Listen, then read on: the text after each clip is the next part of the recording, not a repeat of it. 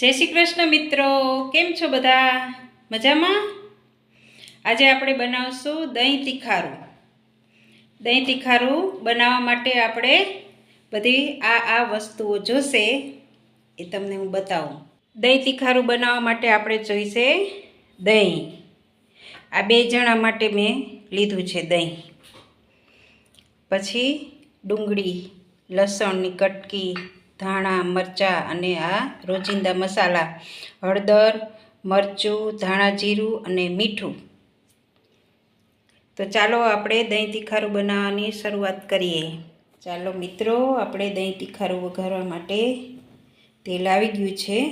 તો આપણે એમાં નાખશું પહેલાં લસણ.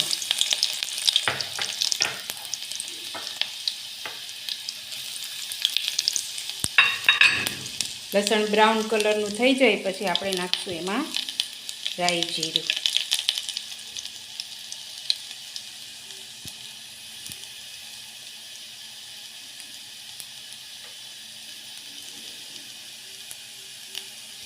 હવે આપણું લસણ થઈ ગયું છે બ્રાઉન.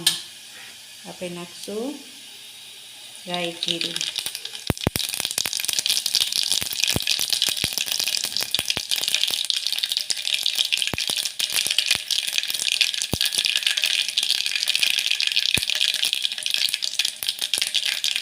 હવે નાખશું હિંગ.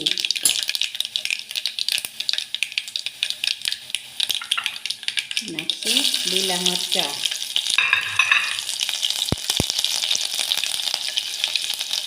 પછી નાખી દઈશું આપણે દહીં.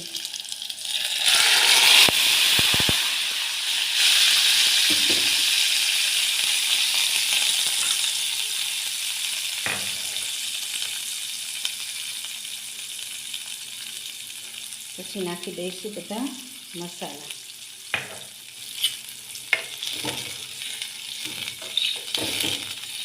પછી એકદમ હલાવી દઈશું.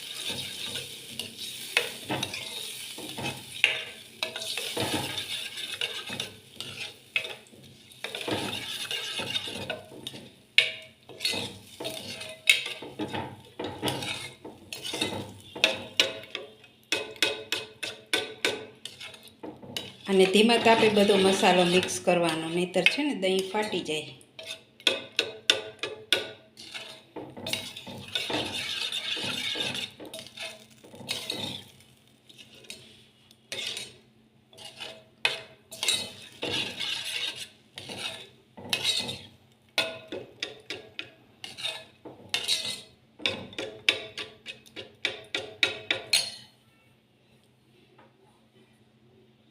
થોડીક વાર થાય એટલે પછી ગેસ બંધ કરી દેવાનો.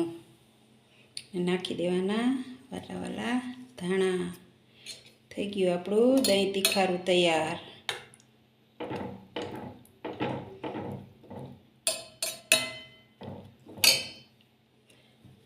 હવે આપણે ડુંગળીના વઘારવાળું બીજું દહીં વઘારશું, કારણ કે ભાવતું ન હોય ને ડુંગળીવાળું, એટલે અલગથી વઘારવાનું. ચાલો મિત્રો, હવે જો ડુંગળીના વઘારવાળું ખાવું હોય તો હું જે આ કરું છું ને એવી રીતે ડુંગળી વઘારી અને પછી જે આપણે તીખારું બનાવ્યું હોય ને એના ઉપર નાખી દેવાનું. કારણ કે અમારે ઘરમાં નથી ભાવતું ડુંગળીવાળું, એટલે એવી રીતે કર્યું છે. હવે તમને હું ડુંગળી કેવી રીતે કરવાની.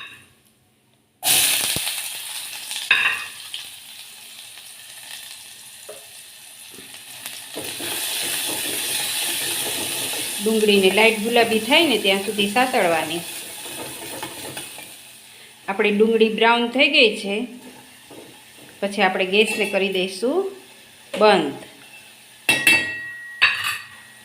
પછી જે આ વઘારેલું તીખારું હોય ને એને એની અંદર નાખી દેવાનું.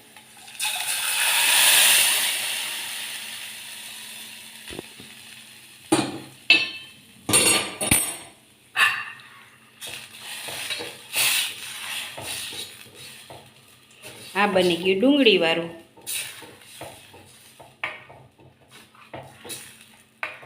બંને ટેસ્ટમાં સરસ લાગે છે. એકલું લસણવાળું બી સરસ લાગે છે અને આ ડુંગળીવાળું સારું લાગે છે. એટલે જે રીતે તમારે બનાવવું હોય એ રીતે બનાવી શકો છો. ફરી પાછા આપણે નાખી દઈશું લીલા વાલા આપણા લીલા ધાણા. તો મિત્રો તૈયાર છે આપણું દહીં તીખારું. ચાલો મિત્રો જમવા.